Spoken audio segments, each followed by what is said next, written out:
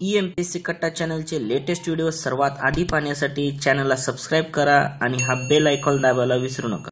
स्वतःचा विकास करा। लक्षात ठेवा, गती आणि वाढ हे माणसाच्या जिवंतपणाचे लक्षण असतात। म्हणून नेहमी लक्षात ठेवलं पाहिजे की खुद को कभी टूटने मत देना। नमस्कार, मी सचिन बुळीक, स्पर्धाग्राम आणि EMPSC कट्टामध्ये तुम्हा सर्वांचं स्वागत आहे। गट क 5 नोव्हेंबरची परीक्षा आहे आणि तुम्हाला टार्गेट दिलेलं आहे 70+ या मार्कांचं। कारण का तर तेवढे मार्क पडले तर आपण मुख्य परीक्षा देऊ शकतो किंवा तुमच्याकडे पोस्ट मिळू शकते। तर गट क च्या इतिहास या सिरीजमध्ये तुम्हा सर्वांचं स्वागत आहे। त्याचबरोबर आपण या इतिहासाच्या सिरीजमध्ये गट क साठी अतिसंभाव्य प्रश्नांची सिरीज घेतोय। आतापर्यंत आपण PYQ चे 3 व्हिडिओ घेतले होते, त्याच्यानंतर आपण अतिसंभाव्य प्रश्नांचे 3 व्हिडिओ घेतले होते, पार्ट 1, 2, 3। आता भाग 4 मी सचिन बुळीक तुम्हा सर्वांचं स्वागत करतोय। चला, इतिहासाच्या या अनुभवाच्या शाळेमध्ये आणि इतिहासाच्या वर्गामध्ये तुम्हा सर्वांचं ऑनलाईनच्या स्वागत मी करतोय। आपण पहिला प्रश्न घेतोय की भारतीय राष्ट्रीय आंदोलनाच्या 1885 ते 1905 1885 ते 1905 च्या काळाला काय म्हटलेलं आहे? यामध्ये उग्रवादी, उदारमतवादी, पुंजीवादी आणि क्रांतिकारी काळ।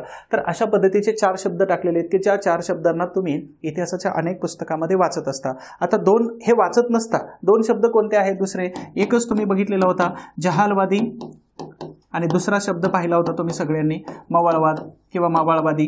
तर ह्या 2 गटांनाच आपण ज्ञात आहोत किंवा 2 शब्द आपल्याला माहित आहेत, परंतु याच्यामध्ये उग्रवादी, उदारमतवादी, पुंजीवादी आणि क्रांतिकारी यांचा काळ, तर हे 4 शब्द आपल्यासाठी कदाचित या प्रश्नासाठी नवीन असतील। म्हणून या कालावधीला काय म्हटलं होतं? मवाळवादी। मग मवाळवाद आणि उग्रवादाला काय म्हटलं जातं? तर जहालवादी। म्हणजेच उदारमतवादी जो काल आहे, उदारमतवादी, तर हा याचं उत्तर आहे। लक्षात ठेवा, भारतीय राष्ट्रीय काँग्रेसची स्थापना 1885 पासून 1905 पर्यंत, म्हणजे हा जो कार्यकाळ आहे तर हा मवाळवादाचा कार्यकाळ येतो।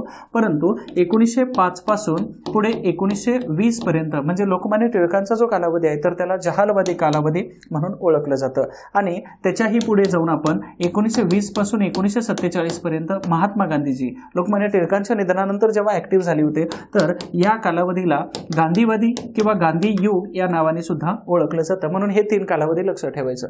त्यानंतर पुढे महत्वाचं, मवाळवाद हा 1915 मध्येच ऍक्च्युअली संपलेला होता। बरं, 1915ला। त्याचं कारण असं आहे की मवाळवादी बऱ्याच नेत्यांचं इथे 1915च्या दरम्यान निधन झालं। मग त्यात फिरोजशाह मेहता असतील किंवा गोपाळकृष्ण गोखले की ज्यांच्या खांद्यावरती भारतीय राष्ट्रीय काँग्रेसची धुरा होती। तर अशा पद्धतीने ह्या कालावधीवरती एखादा प्रश्न बनू शकतो। परंतु सर्वात जास्त महत्त्वाचा ऍक्टिव्ह कालावधी कोणता असेल तर तो जहालमतवादी आहे।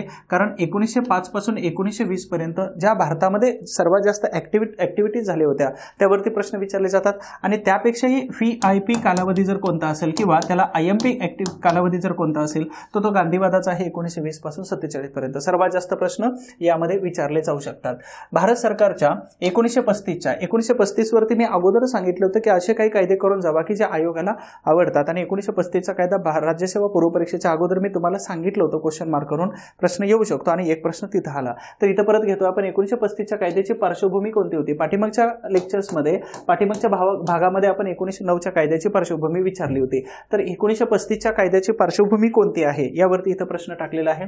तर कोणत्या घटनांनी पार्श्वभूमी तयार केली होती? तर मुडीमन कमिटी आणि त्याचबरोबर तिचा अहवाल आहे। त्यानंतर सायमन कमिशन, नेहरू रिपोर्ट आणि बॅरिस्टर जिना यांचे 14 कलमी किंवा 14 मुद्दे सांगितलेले आहेत। तर मुडीमन कमिटी ही 1924 मध्ये आली होती भारतामध्ये। जशा पद्धतीने 1919चा जो कायदा आहे मॉन्टेग्यू चेम्सफोर्ड कायदा, तर याची तपासणी असेल। त्याचबरोबर त्याच्यानंतर हंटर कमिशन आलं होतं 1919च्या जालियनवाला बाग हत्याकांड। तर 1919ला जो मॉन्टेग्यू चेम्सफोर्ड रिफॉर्म ऍक्ट आहे तर त्याची दुरुस्ती किंवा त्याच्यावरती अहवाल तयार करणे याची जबाबदारी ह्या मुडीमन कमिटीवरती देण्यात आली होती। सायमन कमिशनची नेमणूक 1927च्या नोव्हेंबरमध्ये झाली आणि फेब्रुवारी 1928 मध्ये हे भारतात दाखल झालं। आणि त्याच्यानंतर परत एकदा हे मुंबई आणि परत लाहोर या भागातून आलेलं होतं। परंतु यांनी रिपोर्ट सादर केला मे 1930ला। या रिपोर्टचा परिणाम काय झालेला होता? तर राऊंड टेबल कॉन्फरन्स 3 झालेल्या होत्या। याचा कालावधी 1930 पासून 1932 पर्यंत जातो। आणि राऊंड टेबल कॉन्फरन्सचा परिणाम काय होता? 1933 मध्ये इथं श्वेतपत्रिका, 1934 मध्ये या ठिकाणी पार्लमेंटची जॉईंट सिक्रेट कमिटी बनवलेली होती आणि पार्लमेंट जॉईंट सिलेक्शन कमिटीच्या निमित्ताने परत याचा अहवाल हा नाकारलेला होता, हा रिजेक्ट केला। तर पार्लमेंट जॉईंट सिलेक्शन कमिटीचा अहवाल म्हणजेच 1935चा कायदा येऊन जातो। त्यानंतर पुढे जाऊया, बॅरिस्टर जिनांचे 14 कलमी म्हणजेच इथे 1929च्या दरम्यान 1928 मध्ये ऍक्च्युअली यांना बाहेर काढलेलं होतं। 1929चा नेहरूंच्या अध्यक्षतेखालचं लाहोर नागपूर अधिवेशन आणि त्याच्यानंतर इथं 1929ला 14 कलमी योजना. मग इथं बाहेर काढण्यामध्ये 2 व्यक्ती होत्या, एक बंगाल आणि दुसरं पंजाब. इथल्या काँग्रेसच्या व्यक्तीने काय केलं, जिनांच्या 14 कलमी जे आहे तर हे बाजूला काढायला सांगितलं. सर्वपक्षीय परिषद भरली होती 28ला. आणि मग 1929 नंतर काय केलं होतं तर हे जिनांचे 14 मुद्दे मांडलेले होते. म्हणजेच इथं आपल्याला काय उत्तर येतं तर ह्या सगळ्या घटना ज्या आहेत 1920 पासूनच्या घटना 35च्या कायद्यासाठी, 19 पासूनच्या काही घटना सगळ्या 1935च्या कायद्यासाठी पार्श्वभूमी म्हणून आपल्याला कन्सिडर करता येऊ शकतं. म्हणून याचं उत्तर जे आहे ते 1, 2, 3, 4 म्हणजे अ, ब, क, ड हे सगळे बरोबर येतात. तर हे जे सांगितलेले आहेत, मुडीमन कमिटी प्रश्न येऊ शकतो, सायमन कमिशनवरती प्रश्न, नेहरू रिपोर्टवरती प्रश्न आणि जिनांची 14 कलमी योजना काही कमी कालावधीसाठी प्रश्न येऊ शकतो. लक्षात ठेवा, अभ्यास करत असताना खूप साऱ्या समस्या येतात. आणि अजून एक आहे की आपल्यापैकी खूप सारे फोन्स आणि खूप सारे मित्रांना डिप्रेशनचे शिकार होत चालतात. डिप्रेशनमध्ये जाऊ नका. कारण का तर ज्या ज्या लोकांनी इतिहास घडवला ते लोक अशातून बाहेर आलेले आहेत. त्यांनी डिप्रेशनला आपला मित्र बनवला आणि म्हणून एमपीसी करत असताना त्रास होणं साहजिक आहे. त्याचबरोबर खूप सारं आपण पाठीमागं ठेवत असतो. आता खूप सारं पाठीमागं ठेवण्यामध्ये काय येतं तर 2 ई खूप महत्त्वाचे असतात आणि याला आपण दावणीला बांधलेलं असतं किंवा पाठीमागं सोडलेलं असतं. एक जो असतो अर्निंग आणि दुसरा जो असतो तर तो एन्जॉय. कारण आपलं वय एन्जॉय करण्याचं आहे आणि आपलं वय कमावण्याचं आहे. आणि हे दोन्हीच्या दोन्ही ई आपण पाठीमागं सोडतो. कशासाठी तर फक्त आणि फक्त एक पोस्ट, आणि ही पोस्ट आपल्या आयुष्य 7 पिढ्यांचं आयुष्य बदलू शकते. 7 पिढ्यांसाठी आपण आदर्श ठरत असतो याच्यासाठी. म्हणून अभ्यास जर करायचं तर जीव तोडून करा. कारण का तर जगामध्ये अजिम प्रेमजीपासून हुसेन बोल्टपर्यंत आणि KFCच्या या संस्थापकांपासून भारतामध्ये खूप मोठ्या मोठ्या पदावरती काम करणाऱ्या कंपन्यांच्या ओनर्सपर्यंत ह्या सगळ्या लोकांनी जन्म हा काही फक्त गर्भश्रीमंतपणामध्ये घेतलेला नव्हता, तर त्यांनी स्वतःचं विश्व हे शून्यातून निर्माण केलेलं होतं. म्हणजेच अर्थात सांगायचं काय तर ह्या सगळ्या लोकांनी जर समस्या सांगत बसलं असतं तर इतिहासात आज त्यांचं मीही उदाहरणं सांगितलं नसतं. म्हणून आपल्याला जर इतिहास बनवायचा असेल तर आपल्याला काही गोष्टी पाठीमागं सोडाव्या लागतील. म्हणजेच काय तर अर्निंग आणि एन्जॉय हे करतोयच आपण, म्हणजे सोडतोय पाठीमागं. तर सर्वात जास्त कशासाठी तर पोस्टसाठी. मग याच्यासाठी तुम्ही तयारी करा जेणेकरून तुम्ही आदर्श बनले पाहिजे. पुढील प्रश्न आहे, मुंबईतल्या डॉट डॉट पंचायतीने दंड म्हणून नवऱ्याला मोठी रक्कम देण्याच्या अटीवर रखमाबाई राऊत, लक्षात ठेवा रखमाबाई राऊत यांची सुटका केली म्हणून त्यांना केवळ तुरुंगवास टळलेला होता. तर रखमाबाई राऊत यांच्यावरती काय झालं होतं की वडिलांनी दिलेलं वचन हे पाळण्यासाठी काय केलं होतं, यांच्या मर्जीच्या व्यतिरिक्त यांनी दादीबा नावाच्या एका व्यक्तीबरोबर काय केलं, लग्न लावून दिलं होतं. परंतु यांना शिकायचं होतं रखमाबाई राऊत यांना, आणि शिकायचं होतं म्हणून त्यांनी काय केलं तर मी नवऱ्याकडे नांदण्यासाठी जाणार नाही किंवा नवऱ्याकडे सासरी जाणार नाही असं सांगितल्यानंतर इथं गंमत काय झाली होती तर त्यांच्यावरती एक केस. आता केस म्हणजेच काय तर त्यावेळची आपण म्हणू जात पंचायत. मी जेव्हा संशोधन करत होतो तर पश्चिम महाराष्ट्रामध्ये शक्यतो पश्चिम महाराष्ट्रामध्ये सर्वात जास्त जात पंचायती होत्या, परंतु इथं त्याचा संदर्भ लागत नाही. तर ही जी जात पंचायत आहे तर एका विशिष्ट समुदायामध्ये चालत होते. आताही चालतात. काही जमातीमध्ये क्रोमार्य नावाची एक टेस्ट केली जाते ही मुलींची. हे खूप विचित्र घटना आहेत. आधुनिक 21व्या शतकामध्ये होणाऱ्या ह्या घटना विशिष्ट आहेत. तर हे जात पंचायत भरली होती आणि ती कोणत्या समाजाची भरलेली होती याच्यावरती तुम्हाला प्रश्न विचारलेला आहे. इथं रखमाबाई राऊत ह्या पहिल्या भारतातील डॉक्टरांच्या प्रॅक्टिशनर होत्या किंवा त्यांनी प्रॅक्टिस केलेली होती. आनंदीबाई जोशी ह्या आल्या डॉक्टर बनल्या पहिल्या भारतातील, परंतु त्यांनी प्रॅक्टिस केलेलं नव्हतं. परंतु रखमाबाई राऊत यांनी काय केलं 1894ला प्रॅक्टिस केलेली होती, लक्षात ठेवा. म्हणून इथं 1894ला डिग्री घेतली आणि त्यांनी प्रॅक्टिस केलेली होती. म्हणून ह्या भारतातील प्रॅक्टिस करणाऱ्या पहिल्या महिला डॉक्टर आहेत. तर कोणत्या पंचायतीने, इथं पंचायतीवरती प्रश्न विचारलाय, लोहार, ब्राह्मण, खाप आणि सुतार. तर यामध्ये सुतार पंचायत आहे. आता खाप पंचायत ही कुठं जाते तर उत्तर भारतामध्ये खाप पंचायती सर्वात जास्त काम करतात, जाट वगैरे ह्या समुदायामध्ये. तर रखमाबाई राऊत यांनी काय सांगितलं होतं की तुम्ही माझ्या मर्जीच्या व्यतिरिक्त विवाह लावलेले आहे. आणि ह्या केसमुळं काय झाली गंमत पुढं तर 1891 मध्ये बेहरामजी मलबारी जे आहेत तर यांच्या मदतीनं जेव्हा संमती वयाचा कायदा पास झाला होता तर याच्यासाठी फुलमणीची केस खूप गाजलेली होती, त्याच्यासाठी यांची सुद्धा केस खूप गाजलेली होती. आणि याच्यामुळं ही जी केस आहे तर यामुळं अमेरिका पहिला देश आहे आणि त्यानंतर दुसरा देश आहे इंग्लंड. या देशामध्ये सुद्धा ही केस एवढी गाजलेली होती त्याच्यामुळं भारतामध्ये संमती वयाचा कायदा असेल किंवा मुलींचा बालविवाह या दोन्ही भारतातील अंधश्राद्धिक गोष्टी वरती प्रकाश पडलेला होता. म्हणजे एक गोष्ट लक्षात येत नाही तुमच्या सगळ्यांच्या की 1890-1880च्या दरम्यान या महिला समाज हा खाऊ कोणाला तर गिळंकृत करण्याच्या अवस्थेत असताना सुद्धा आपलं अस्तित्व निर्माण करण्यासाठी ही तेव्हा संघर्ष करत होत्या. मग आज मला जाणवतंय की इकॉनॉमिकल विकर सेक्शन असतो, घरामध्ये गृहिणी असतात, त्याचबरोबर खूप घरची परिस्थिती नसते आणि अशा अवस्थेमध्ये आपण परिस्थितीचं कारण सांगतोय. वास्तव मलाही माहीत नसतं की तुम्ही काय फेस करत असता, परंतु मला एवढं कळतं की अशा परिस्थितीमध्ये या महिला जर शिकण्याची ताकद ठेवत असतील, स्वतःला स्वतःच्या पायावरती फिनिक्स पक्षाप्रमाणे उंच भरारी घेण्यासाठी उभा करत असतील, तर आपण सुद्धा परिस्थितीचं कारण न सांगता त्याच्यावरती मात सुद्धा करता येऊ शकते. समजा घरातील सपोर्ट नाही करत आहे, तर ते झोपलेल्या अवस्थेत असताना आपण आपलं अस्तित्व निर्माण करण्यासाठी दिव्याखाली तर अभ्यास करू शकतो, छोट्याशा लाईट खाली. म्हणजेच कार्नेरिया नावाचा जो रोग असतो तो त्याला बाजूला केलं तर तुम्हाला परिस्थिती अनुकूल होते.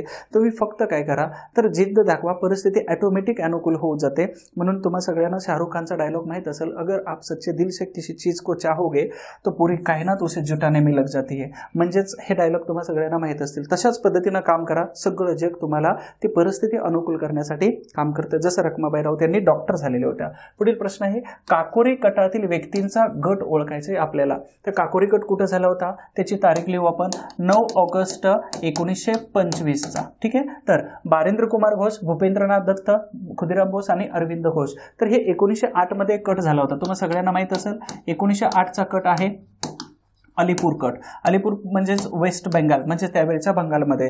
तर हा अलीपूरचा कट आहे, शस्त्र लुटणे असेल, इंग्रजांना त्रास देणे, वेगवेगळ्या ऍक्टिव्हिटीसाठी.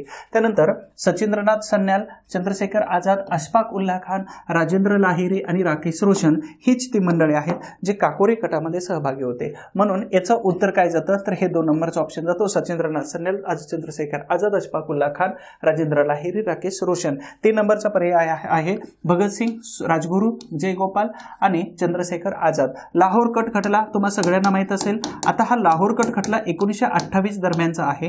म्हणजेच का तर जेम्स स्कॉट नावाचा जो अधिकारी आहे, लक्षात ठेवा इथं मी लिहितो जेम्स स्कॉट हे लाहोरचा एसपी होता आणि ह्या एसपीचं ऑफिस कुठं होतं, माल रोडवरती. जेव्हा भारतामध्ये सायमन कमिशन आलेलं होतं 1928च्या फेब्रुवारीमध्ये, तर त्यावेळी सायमन कमिशन भारतातून निघून गेलं आणि नंतर हे सायमन कमिशन लाहोर या प्रांतातून एंट्री केलेली होती. त्या दरम्यान लाला लजपत राय यांनी विरोध करत असताना ह्या जेम्स स्कॉटने काय केलं तर याचा एक डीवायएसपी अधिकारी होता सॉन्डर्स, आणि या सॉन्डर्सला काय केलं, अटॅक करण्याचा ऑर्डर दिली. लाठी हल्ला झाला आणि लाला लजपत राय यांचं काही दिवसानंतर नोव्हेंबर मध्ये निधन झालं होतं. आणि त्यानंतर इथं लाहोर कट खटला म्हणजेच काय तर C.R. दास, चित्तरंजन दास यांच्या पत्नीनं लालाजींची चिता जेव्हा जळत होती तर त्यावेळी या सगळ्या क्रांतिकारकांना आव्हान दिलं.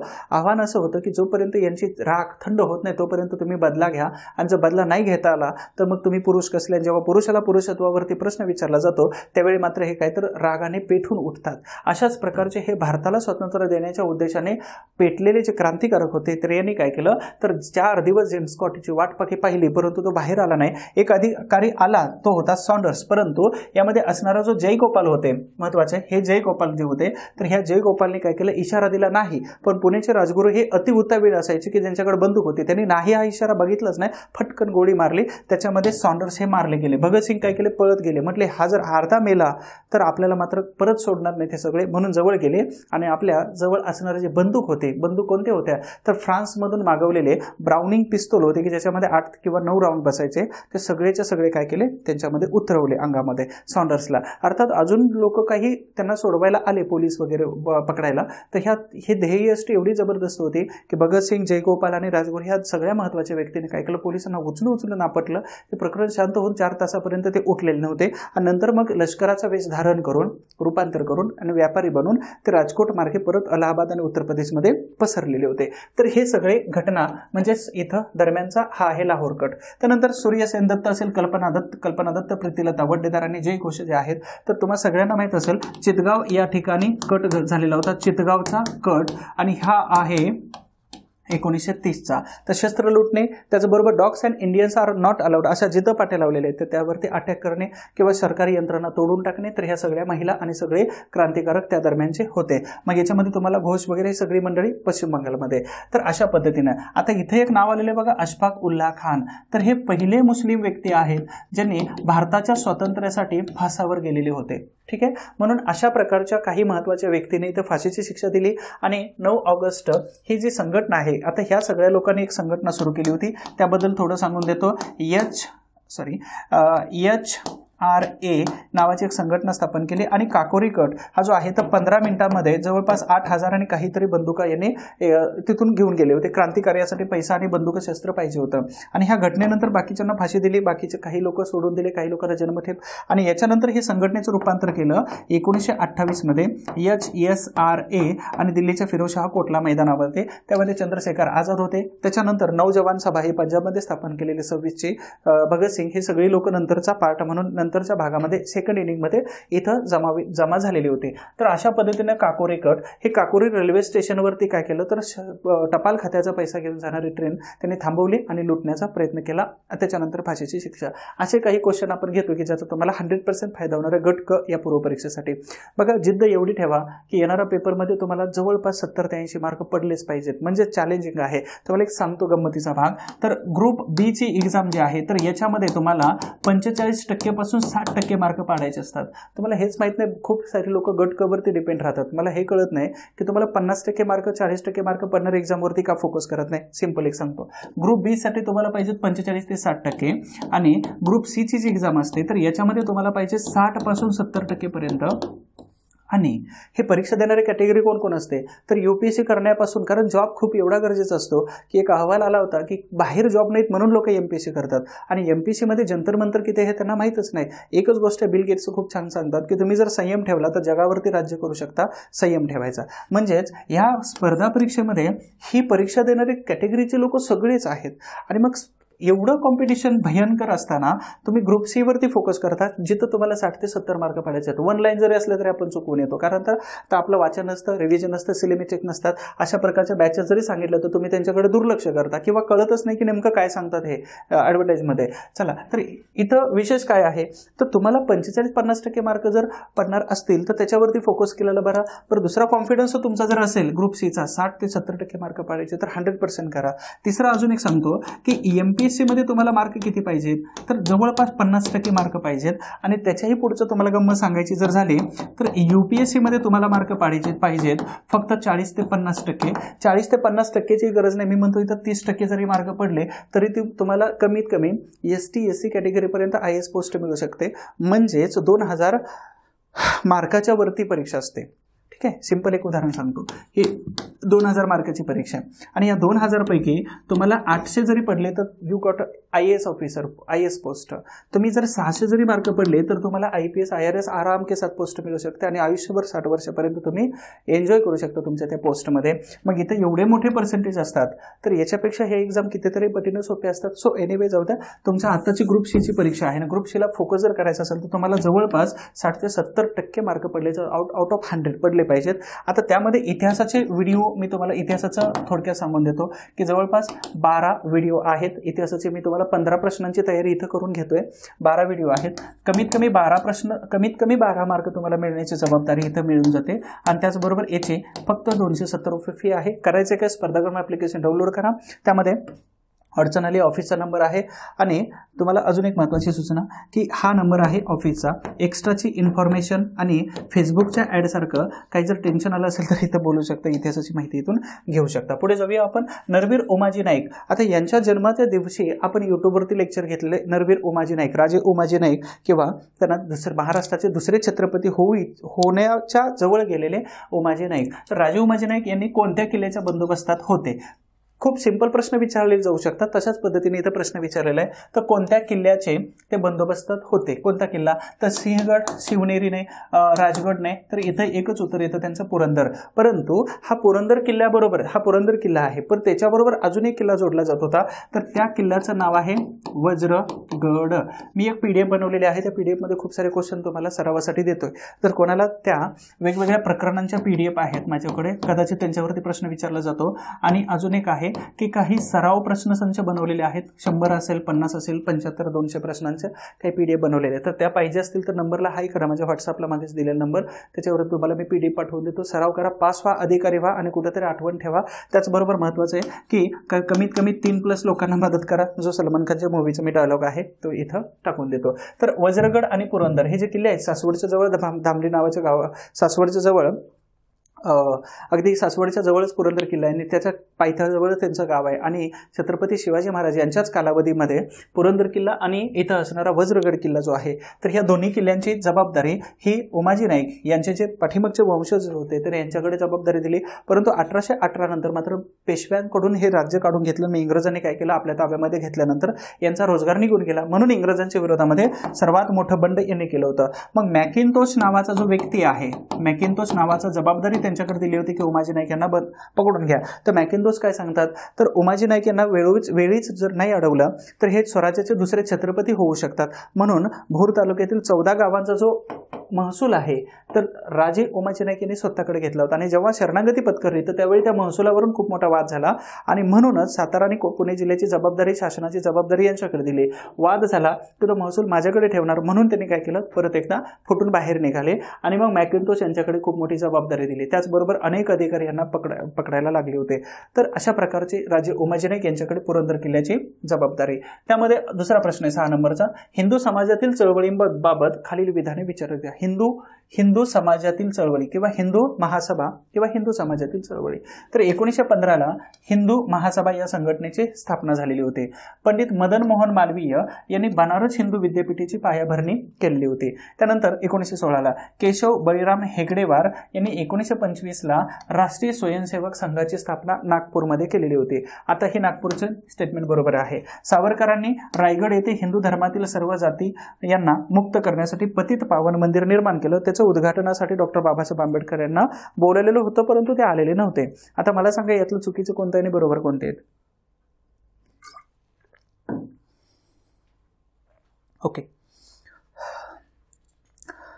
आपली काळजी घेत चला सर्वांची काळजी घेत चला घरच्यांची काळजी घेत चला कारण सोनू निगमचं खूप सुंदर गाणं आहे एक कल हो ना हो आणि तुम्हाला काय वाटतं ते करा जे आवडतं ते करा।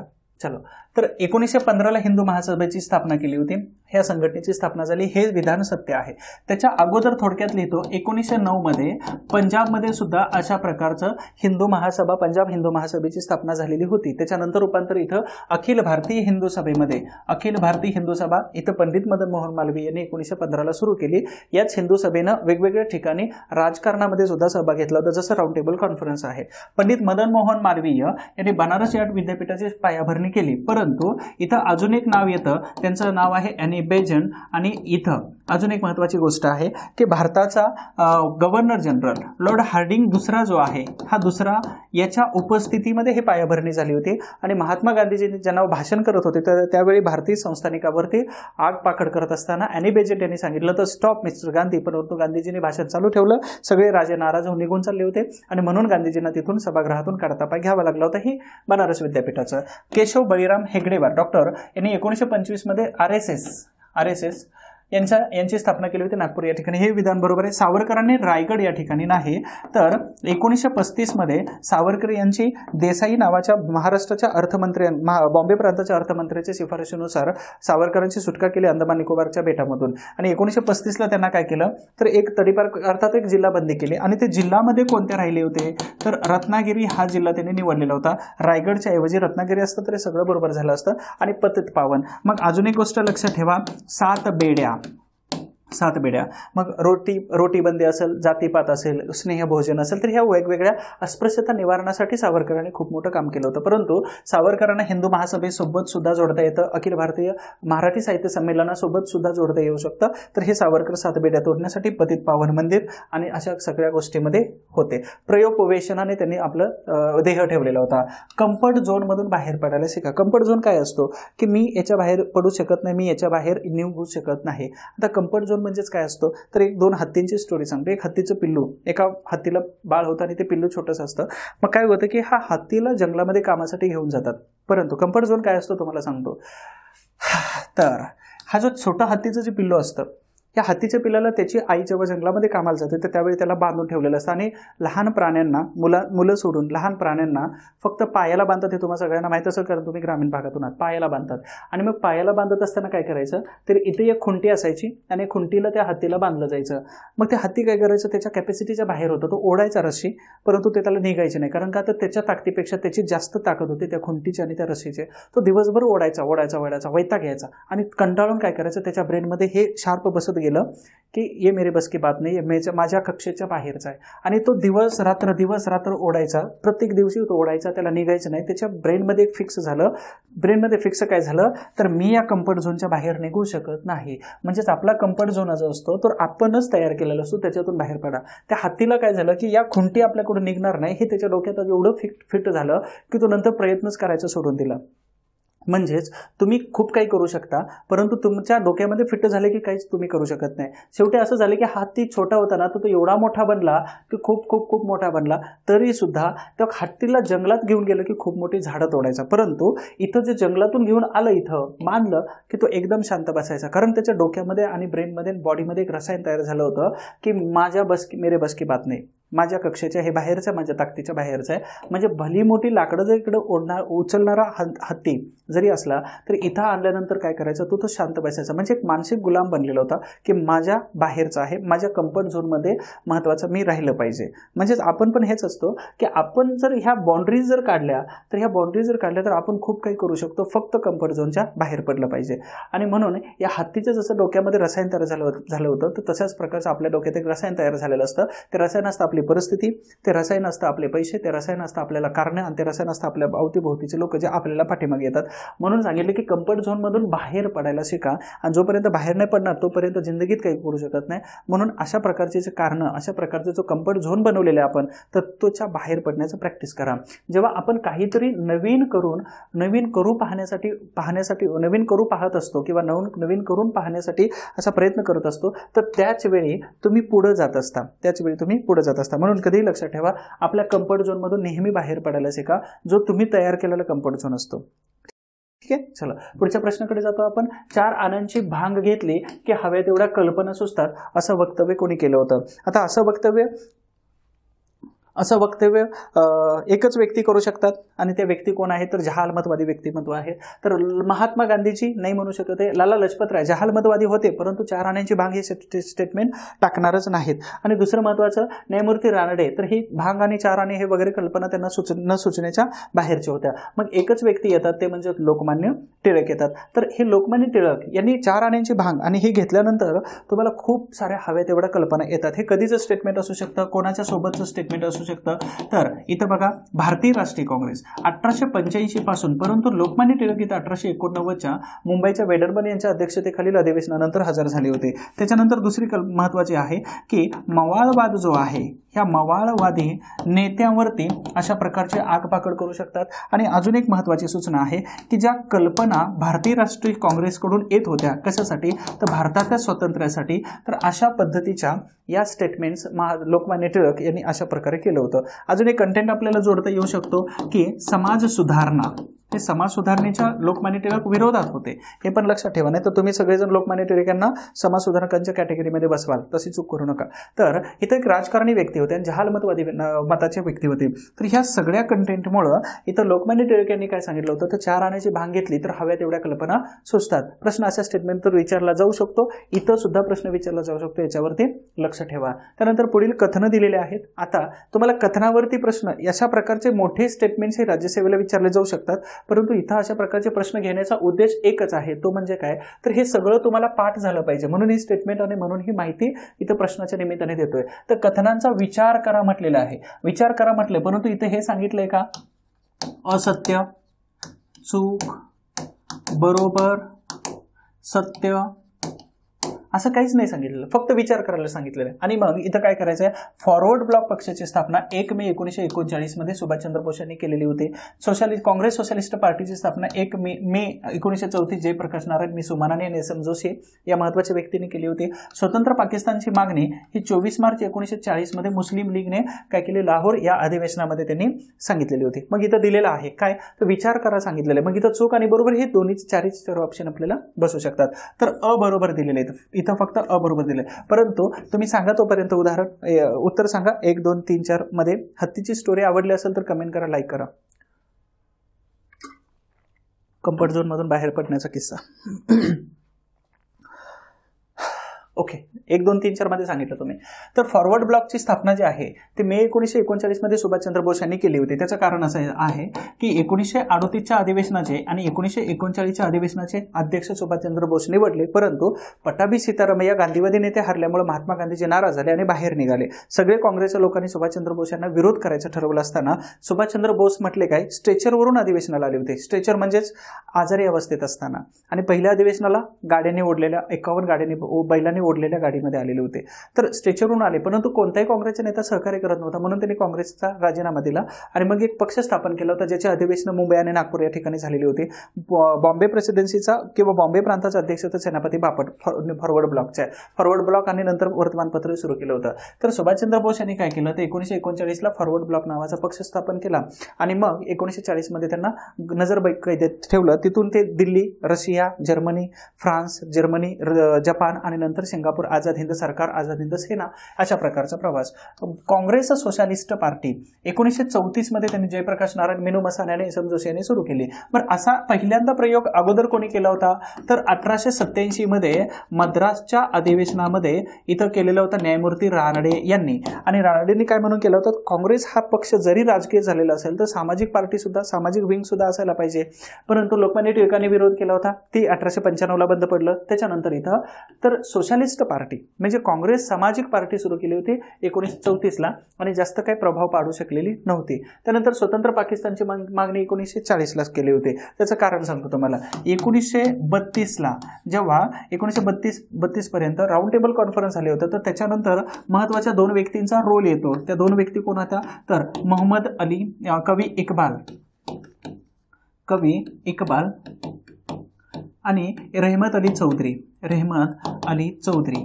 तर यापैकी महत्वाच्या व्यक्तीने काय केलं, इथे एक ग्रंथ लिहिला गेला. त्या ग्रंथाचं नाव काय होतं, नाऊ और नेवर. मी पण तेच म्हणतो की 2022च्या 5 नोव्हेंबर नाव और नेवर, आता नाही तर कधीच नाही, अशा प्रकारचा अभ्यास तुम्हाला करायचा आहे. तर ह्या ग्रंथातून पाकिस्तान शब्दाचा उगम झाला आणि मग आतापर्यंत स्वतंत्र मतदारसंघावरती होते, आता 2 नेशन थेअरीवरती शिफ्ट झाले, म्हणजे द्विराष्ट्र सिद्धांतावरती शिफ्ट झाले.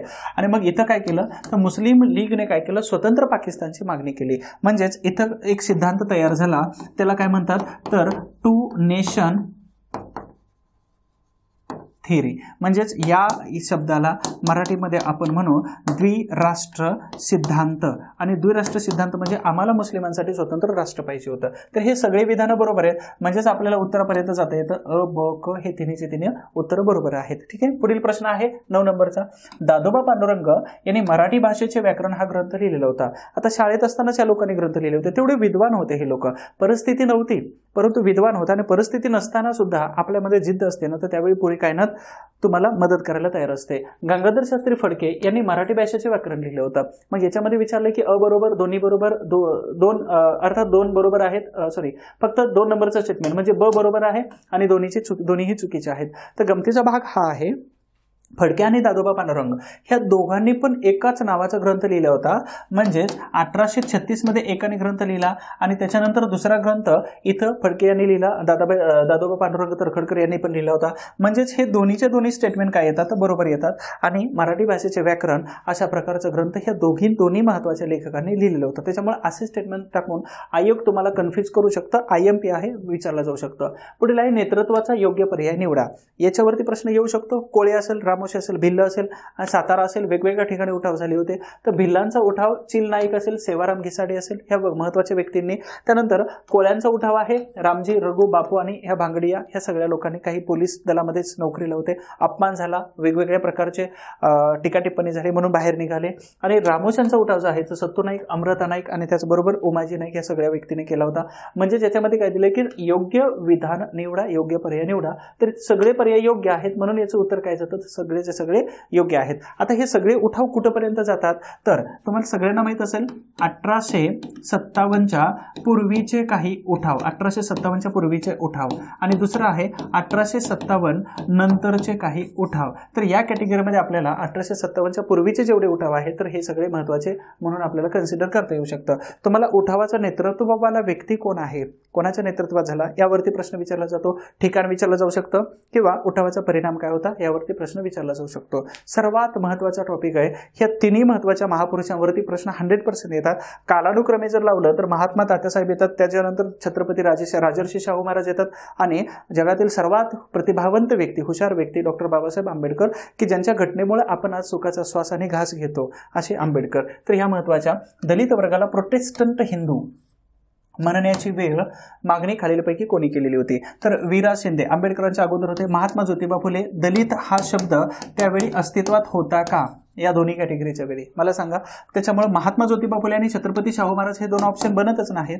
परंतु वीरा शिंदे यांच्या वेळी सुद्धा दलित हा शब्द इथं अस्तित्वात नव्हता. कारण का तर ह्या तिन्ही महत्त्वाच्या व्यक्तींच्या वेळी एकच शब्द असायचा, तो म्हणजे अस्पृश्य. ठीक आहे, महत्त्वाचा आहे. मग दलित हा शब्दाचा उगम कुठपासून सुरू झाला तर डॉक्टर बाबासाहेब आंबेडकर जेव्हा 1920 पासून मुकनायक वर्तमानपत्रापासून जेव्हा चळवळीमध्ये ऍक्टिव्ह झाले तर त्यावेळी यांनी रिटायरमेंट घेतली. वीरा शिंदे यांनी महात्मा ज्योतिबा फुले यांनी रचलेल्या पाया समता आणि समानता ह्या तत्वावरती छत्रपती राजर्षी शाहू महाराजांनी ती चळवळ आपल्या खांद्यावरती घेतली आणि डॉक्टर बाबासाहेब आंबेडकरांनी काय केलं तर ह्या चळवळीला पळवायला शिकवलेलं होतं. म्हणजेच काय तर चळवळ सुरू झाली, चळवळ चालू लागली आणि चळवळ पळू लागले म्हणजे डॉक्टर बाबासाहेब आंबेडकरांच्या कालावधीमध्ये. अर्थात पळू लागली छत्रपती शाहू महाराजांच्या कालावधीमध्ये. ब्राह्मणेतर चळवळ सुरू झाली होती 1920 पासून.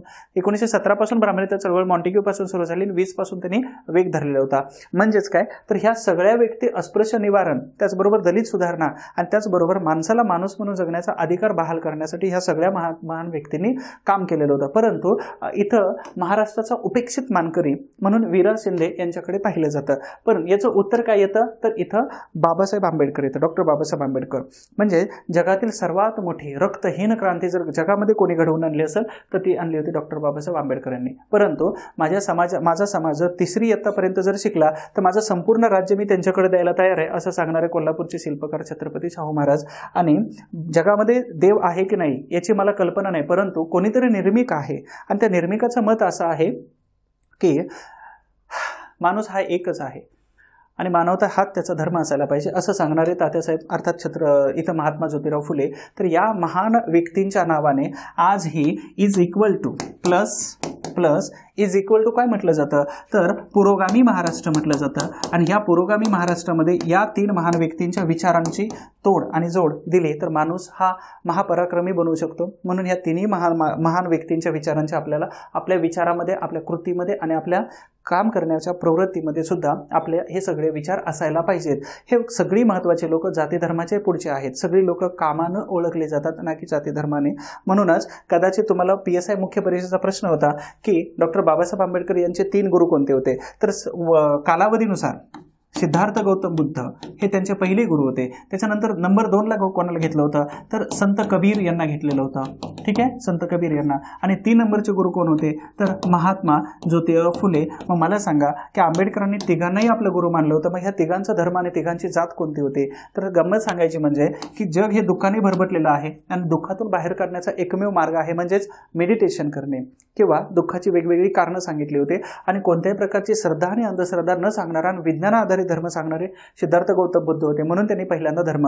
त्याच्यानंतर संत कबीर एका पायरीवरती त्यांना ते सापडले आणि परीट यांना सापडले होते. परंतु यांचं निधन जेव्हा झालं होतं तर त्या परीरांनी किंवा त्या बाकीच्या काही लोकांनी यांना मुस्लिम म्हणून दफन केलं आणि नंतर हिंदूंनी काय केलं तर त्यांना बाहेर काढलं त्यांचा मृतदेह आणि नंतर त्यांचा अंत्यविधी केलेला होता. म्हणजे जाती धर्माच्या पुढे असणारे संत कबीर होते की कबीर दोहे कधी ऐका यूट्यूबला जाऊन खूप सुंदर आणि रिलॅक्स फील कराल. आणि सर्वात महत्त्वाचं 3रे गुरु कोण असतील तर ते महात्मा ज्योतिबा फुले होते. जाती धर्माच्या पुढे जाऊन केवळ जगातील अखंड मानवाचं कल्याण याचा विचार करणारे आणि त्याचबरोबर चांगला विचार करणारे, माणुसकीचा धर्म पाळणारे महात्मा ज्योतिराव फुले होते की ज्यांनी स्पृश्य असो किंवा अस्पृश्य असो कोणत्याही प्रकारच्या संकट काळामध्ये जो माणूस कामाला येतो तर तोच खरा माणूस असतो आणि त्याचबरोबर माणुसकी जपली पाहिजे असे सांगणारे महात्मा ज्योतिबा फुले होते. आणि ह्या महान व्यक्तींना या सदीच्या सर्वात मोठ्या हुशार व्यक्तीने या महत्वाच्या व्यक्तींना आपलं गुरु मानलेलं होतं. सो एनिवे, तर इथं प्रश्न बनलो, याचं प्रश्नाचं उत्तर आहे हिंदू धर्म. तर प्रोटेस्टंट, मग अजून एक शब्द मला आठवतो कॅथलिक. तर हे दोन्हीचे दोन्ही नावं कशामध्ये जातात, तर ख्रिश्चन धर्मामध्ये हे दोन्हीचे दोन्ही नावं विचारली जाऊ शकतात. मग मला पंथ सांगायला थोडंसं आवडेल इथं की बौद्ध धर्मामध्ये 2 पंथ पडतात. एक पंथ आहे हीनयान महायान, आता थेरवाद सुद्धा आलेला आहे. जैन धर्मामध्ये दिगंबर आणि श्वेतांबर पडतो. त्याच्यानंतर मुस्लिमामध्ये शिया आणि सुन्नी पडतो. हिंदू धर्मामध्ये अशा कोणत्याही प्रकारचा पंथ पडत नाही. तर अशा प्रकारचे काही पंथ आहेत. ख्रिश्चन धर्मामध्ये कॅथलिक आणि प्रोटेस्टंट पडतात.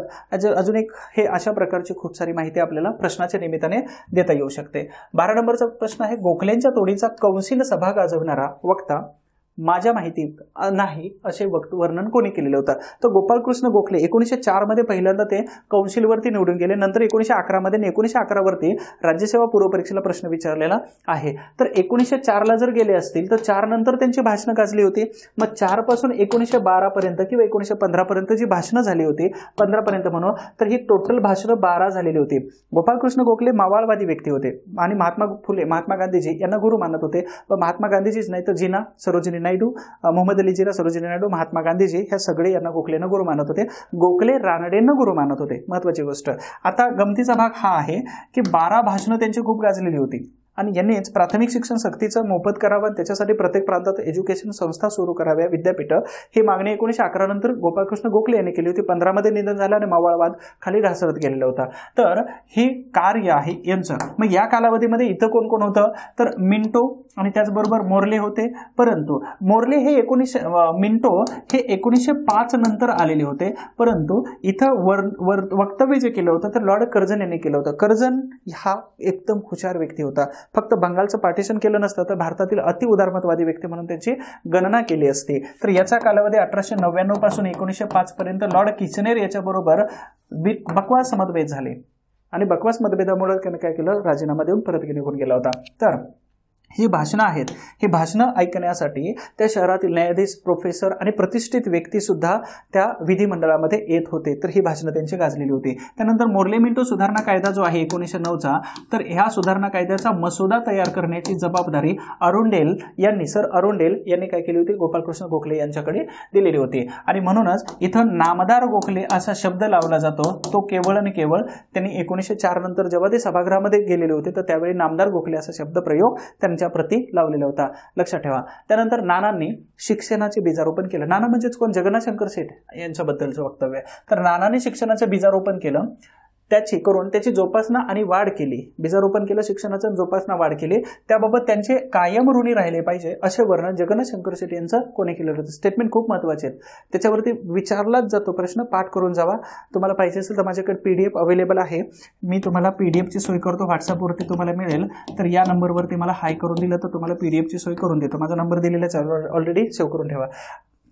कामी येऊ शकतो भविष्यामध्ये सुद्धा. चलो, तर वर्णन कोणी केलेलं होतं, तर लोकमान्य टिळक यांचा आणि यांचा काही संबंध येणार नाही. महात्मा ज्योतिबा फुले हे नंतरच्या कालावधीतले. कधी लक्षात ठेवायचं, जगन्नाथ शंकर शेठ यांच्या कामाची पावती ही त्यांच्या नंतर किंवा त्यांच्या समकालीन असू शकते.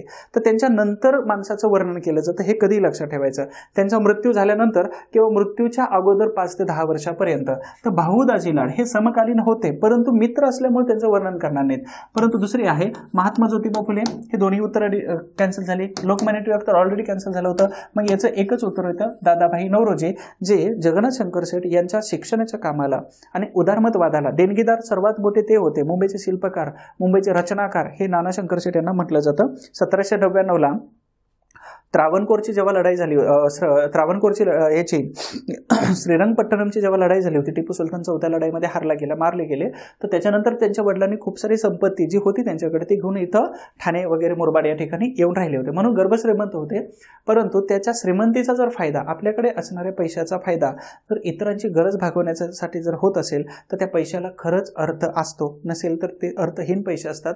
मग पैसे असो किंवा तुमच्याकडे असणारं ज्ञान असो, तर त्याचा उपयोग तुम्ही स्वतःच्या इन्कमसाठी कराच, परंतु त्याचा उपयोग हा सदुपयोग झाला पाहिजे हे विसरता कामा नये. जसं जगन्नाथ शंकर शेट्टी यांच्याकडून आपलं बघा, माणसाचं एक टार्गेट असायला पाहिजे की प्रत्येकाकडून काहीतरी घेतलं पाहिजे. विद्यार्थी त्याच्यामध्ये तुम्ही स्वार्थी झालं पाहिजे आणि व्हायलाच पाहिजे.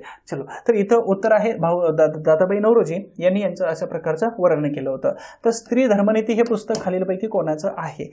रमाबाई रानडे, पंडिता रमाबाई, सावित्रीबाई जोशी आणि सावित्रीबाई फुले. तर याच्यामध्ये उत्तर जातं पंडिता रमाबाई. मग पंडिता रमाबाई यांच्यावरती जर जात असेल तर संस्कृत विषयामध्ये, यांच्याबद्दल थोडक्यात घेऊया.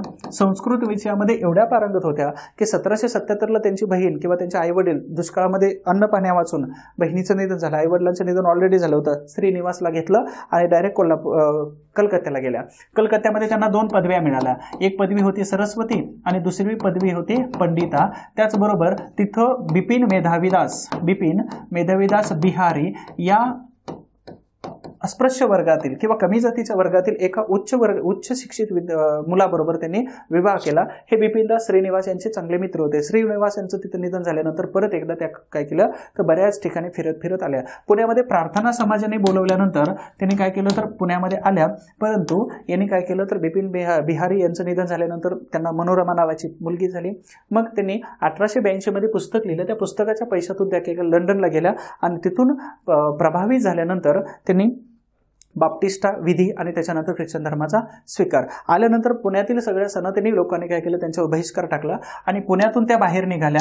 म्हणजेच कुठं तर केडगाव, पुण्यातून 50 किलोमीटर अंतरावर असणाऱ्या केडगाव या ठिकाणी काय केलं तर शारदा सदन नावाच्या, हे ऑलरेडी बाहेर स्थापन केलेलं होतं, परंतु ही पुण्यातून नंतर काय केलं केडगाव या ठिकाणी शिफ्ट केलं. मग मुंबई, पुणे आणि केडगाव अशा प्रकारचा प्रवास. मग यानंतर खूप सारे सदन सुरू केलेले होते. मग मुक्ती सदन आहे, शारदा सदन आहे, त्याचबरोबर अशा प्रकारचे सदन हे तिथं पंडिता रमाबाई यांनी सुरू केलेले होते.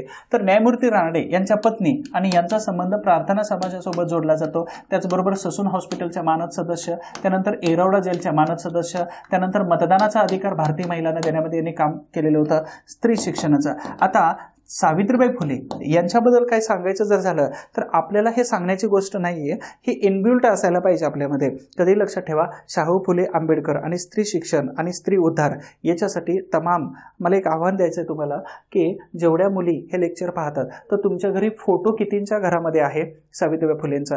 तुम्ही खूप साऱ्या देवी देवतांचे फोटो ठेवता, परंतु कदाचित आपल्यासाठी हेच देवता असते आणि यांचा जर फोटो नसेल तर ती तुम्ही ऐकताय आणि तुम्ही अभ्यास जर करत असाल तर तुमच्यासाठी खूप मोठी दुर्दैवाची गोष्ट. सॉरी, मी तुमच्या भावनांना हात घालतो, परंतु मला हे सांगायला वाईट वाटतं की आपल्या घरामध्ये जर सावित्रीबाई फुले यांचा जर फोटो नसेल तर MPSC करतोय आणि वाचतोय तर याच्यासारखी दुसरी शोकांतिका कोणती नाही. कारण तुम्हाला सांगतो की बाहेर लाखो मुलं आहेत जे मुलं MPSC करत नाहीत. लक्षात ठेवा, बाहेर लाखो मुलं आहेत जी MPSC करत नाहीत आणि लाखो मुलं आहेत याच्या व्यतिरिक्त कितीतरी आहेत की जी MPSC करतात. आणि MPSC करत असताना आपल्याला जर महात्मा ज्योतिबा फुले, छत्रपती शिवाजी महाराज आणि डॉक्टर आंबेडकरांपासून शाहू महाराज आणि महात्मा फुलेंपासून या महान व्यक्तींचं काम जर माहीत असेल तर आपल्या घरामध्ये अशा महान व्यक्तींचा फोटो असायलाच पाहिजे. शक्यतो मी मुलींच्या बाबतीत जर बोलत असेल तर सावित्रीबाई फुले यांचा फोटो घरात असायलाच पाहिजे. आणि जर नसेल तर आपल्यासाठी खूप मोठी दुर्दैवाची गोष्ट. त्याचं कारण हे आहे की केवळ ह्या जर नसत्या तर कदाचित आपणही नसतो, कदाचित तुम्हीही नसता, कारण मग अजून हे आपल्याला चूल मूल आणि मनुस्मृतीचे काही कलम ही लागू झाली असते कदाचित आंबेडकर जर नसते तर. सो एनिवे, इथं आपल्यामध्ये काहीतरी वेगळेपण आहे. म्हणून लाखो मुलं बाहेर करतात आणि लाखोंपेक्षा आपण वेगळे करतो. चल, मुला इतकीच मुलींच्या शिक्षणाची सक्ती हा लेख खालीलपैकी कोणी लिहिलेला होता? तर न्यायमूर्ती रानडे नाही लिहिणारे, लोकहितवादी नाही लिहिणारे, महात्मा फुले हे लिहिणार का? हे लिहिलं असतं, परंतु वर्तमानपत्र तर पाहिजे आणि वर्तमानपत्राच्या टोटली विरोधात होते महात्मा ज्योतिबा फुले, त्याच्यामुळे इथंही येत नाहीत हे. मग एकच येतात की सामाजिक आणि धार्मिक, सामाजिक आणि राजकीय सुधारणामध्ये जो वाद होत होता, हे मला अगोदर राजकीय सुधारणा पाहिजेत म्हणणारे लोकमान्य टिळक होते आणि मला अगोदर सामाजिक सुधारणा जर केली तर सगळी लोक एका छताखाली येतील आणि मग आपण राजकीय सुधारण्यासाठी सगळ्यांना सोबत घेऊन सगळी पॉवर आपण एकत्र लावू शकतो, अशा मताचे होते गोपाळ गणेश आगरकर. लोकमान्य टिळक यांच्याबरोबर मग केसरी असेल, मराठा असेल, न्यू इंग्लिश स्कूल असेल किंवा डेक्कन एज्युकेशन सोसायटी असेल, तर अशा अनेक संस्था, अनेक वर्तमानपत्र आणि अनेक लेख आणि सामाजिक राजकीय कार्यामध्ये चांगल्या प्रकारचं काम करणारे गोपाळ गणेश आगरकर होते. तर यांनी लेख लिहिला होता, जेवढी गरज मुलांना आहे शिक्षणाची तेवढीच गरज मुलींना सुद्धा आहे. कदाचित आपण ह्या सगळ्यांना थँक्यू म्हटलं पाहिजे, ऑलवेज म्हटलं पाहिजे, रोज म्हटलं पाहिजे. कारण का? मी सकाळी एक पोस्ट वाचत होतो, ती पोस्ट होती बोनसची आणि त्यामध्ये मेसेज होता की दिवाळीचा बोनस आपल्याला मिळतो, त्या बोनसचे जनक कोण आहेत याचाही शोध करा. जशा प्रकारे आपल्याला 8 तासाची सुट्टी असेल, रविवारची सुट्टी असेल, 8 तासाचं काम असेल, याचे जनक किंवा प्रशासकीय सेवेचे जनक म्हणून कॉर्नवालिसला, तशाच प्रकारे यांनाही आपण जनक म्हणतो ना. म्हणजे हे जनक आहेत, ह्या सगळ्यांचे फोटोज ठेवा, त्यांचं विलपत्र, त्यांची माहिती इत्यंभूत असायला पाहिजे आणि हे इनबिल्ट असायला पाहिजे. तुमच्या गमतीसाठी सांगतो की तुम्ही जेव्हा अँड्रॉइड मोबाईल घेता किंवा कोणत्याही प्रकारचा मोबाईल घेता तर त्याच्यामध्ये इनबिल्ट असतं. काय असतं इनबिल्ट? समजा अँड्रॉइड आयफोन सोडून तुम्ही जर अँड्रॉइड वापरत असाल तर इनबिल्ट असतं ॲप स्टोअर्स, त्याच्यामध्ये गुगल इनबिल्ट असतं, मॅप इनबिल्ट असतं. तर ही जी माहिती आहे ना तर तुमच्यामध्ये इनबिल्ट असायला पाहिजे. आलं लक्षात? ओके. सो गोपाळ गणेश आगरकर हे त्याच्या मुला इतकी मुलींना सुद्धा शिक्षणाची गरज आहे अशा प्रकारचं वक्तव्य, अशा प्रकारचं लिखाण हे त्यांनी केलेलं होतं. मला माहिती आहे की हुसेन बोल्ट यांनी काय केलं होतं, एकूण 3 रेसमध्ये 115 सेकंद फक्त पळालेले होते. तुम्हा सगळ्यांना सांगतो की मी बऱ्याच वेळा सांगितलेलं आहे की 3 ऑलिम्पिकमध्ये 115 सेकंद फक्त हुसेन बोल्ट पळाला आणि त्याने संपत्ती कमवली होती $119 मिलियन. अर्थात सांगायचा उद्देश हा आहे की तुम्ही आज जे पळताय, तुम्ही जे आज जे एनर्जी घालवताय तर त्याचं रिटर्न जे आहे ते युनिव्हर्स तुम्हाला खूप चांगलं रिटर्न्स देऊ शकतं. म्हणून $119 मिलियन 119 सेकंद पळण्यासाठी त्याने कित्येक वर्ष हे कष्ट केलेलं होतं, त्याचं ते फळ आहे. क्रिस्टियानो रोनाल्डो, फुटबॉलचा बादशाह म्हटलं जातं त्यांना, त्याने एक उंच उडी मारली होती आणि त्याच्या देशामध्ये त्यानं जेवढ्या उंचावरती उडी मारली तर तेवढ्या उंचावरती एक स्टॅच्यू लावलेलं आहे. अर्थात तिथे एक मेजरमेंट लावलेलं आहे आणि त्या प्रत्येक नागरिकाला चॅलेंज आहे की तुझी उंच उडी इथपर्यंत केली पाहिजे. म्हणजेच असं चॅलेंज ॲक्सेप्ट करायला शिका. उगीच रोनाल्डो होत नाहीत, उगीच हुसेन बोल्ट होत नाहीत, उगीच बिल गेट्स सुद्धा होत नाहीत, अजिम प्रेमजी सुद्धा होत नाही, जे आपल्या संपत्तीतले 75% वाटा हा समाजाला दान करतात. कदाचित जर दान करायचं थांबवलं तर ते भारतातील 2ऱ्या क्रमांकाचे श्रीमंत होतील आणि टाटांनी जर दान करायचं जर थांबवलं तर जगातील काही महत्त्वाच्या श्रीमंत व्यक्तीमध्ये त्यांचं जातील. म्हणून अशा प्रकारचे काही वक्तव्य, अशा प्रकारचे काही स्टेटमेंट्स या सगळ्यांनी शून्यातून विश्व निर्माण केलं. मग तुम्ही सुद्धा हे विश्व निर्माण करू शकता. बिलकुल आपले लक्ष विसरू नका.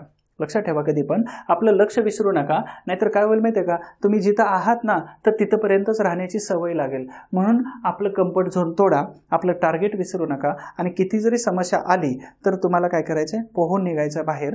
म्हणजेच तुम्हाला कम्फर्ट झोनच्या बाहेर निघायचे, तुमचा रिझल्ट आला पाहिजे. म्हणून काही असं करून दाखवा की दुनिया तुम्हाला कॉपी करायला राहील किंवा तुमच्या सहीला ऑटोग्राफमध्ये बदलण्याची ताकद ही फक्त तुमच्यातच आहे.